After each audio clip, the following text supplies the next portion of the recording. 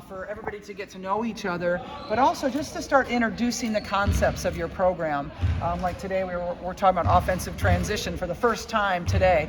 But you get all these basics kind of in the summer, and then when you come back in the fall, you can really start getting after it. It just puts you ahead so much farther. Is there a different feeling this summer when you have so much of the roster back?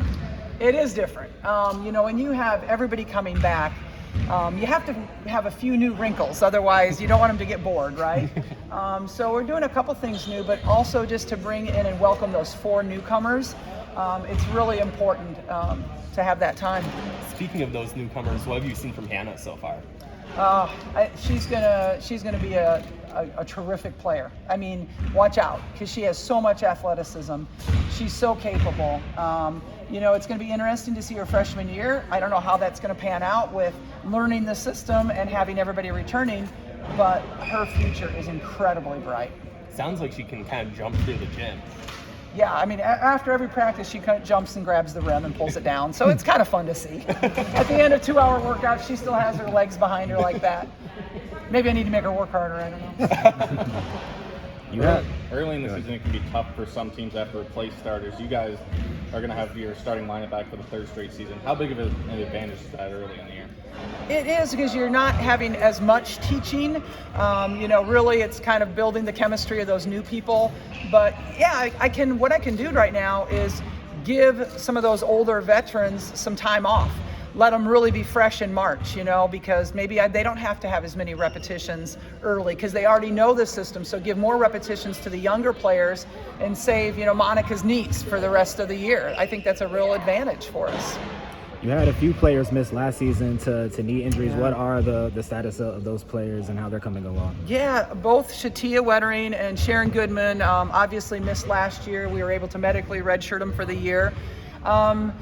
So they get the year back, but they're progressing really well. They're coming back. They should be at full strength. They're not there now, but they should be at full strength by October 1st. All right. With Sharon being back in the fold, what do you see in terms of front court depth? This year with her, Monica, and Addison, and others. Yeah, I mean, right now we do have a lot of depth at that position, which is great, bringing Sharon back. Addie learned a lot last year, kind of backing up that post position. But now it gives us the flexibility to really move Addie to some 4, which is really more of her desired position.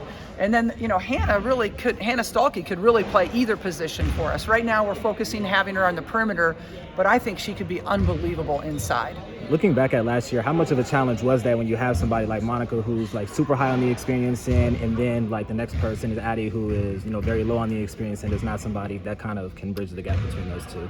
I just think it's kind of a good time to come into a program when you have somebody that's a veteran there and then you're a newcomer, because as coaches then we want to bring you along, and so you're going to get those minutes, but you have that veteran person, so the responsibility is not completely on that newcomer. I think it's a good transition actually to have that veteran and that newcomer in there at the same time. Does that remind you at all about Megan and Monica? Absolutely. It is the same exact scenario. And, Monica didn't play a whole lot her freshman year, but she was a sponge. She learned how to be a Division I player. She learned as much as she could from Megan, and then also got into games because we needed to prep her for that time. And then look how she's responded. What's it like to have 15 players to work with? It's a little unusual. We haven't had 15 on our roster. I don't know if we've ever had 15 at Iowa, so that's a little different.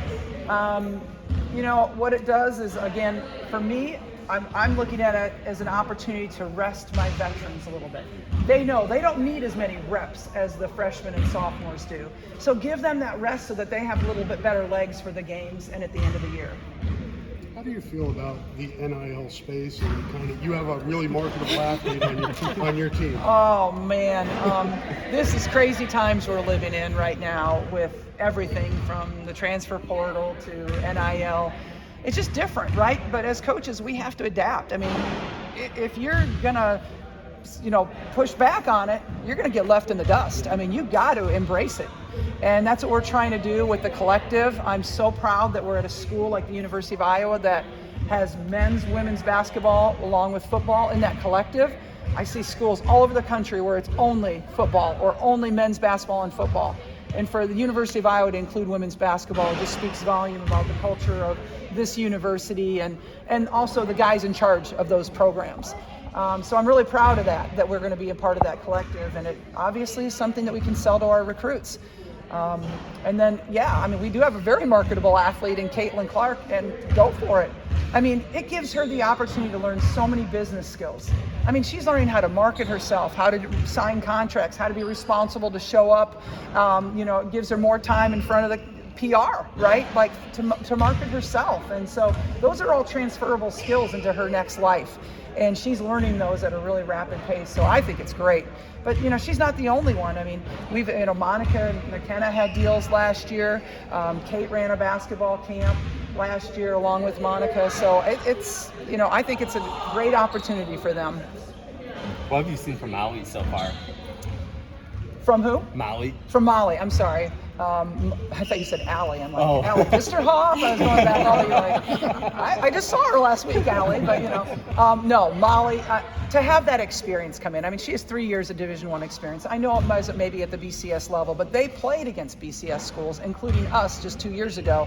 We saw how well she did in that game. So we love having that depth at that point guard position. We didn't have it last year. That was the one area we didn't have. We were able to accomplish that with the transfer portal. So having her come in, and she's not going to be restricted just to the point guard position backup. She will challenge for off guard time as well. Last season, you guys took a few steps forward on the defensive end. What have you seen from your defense this summer?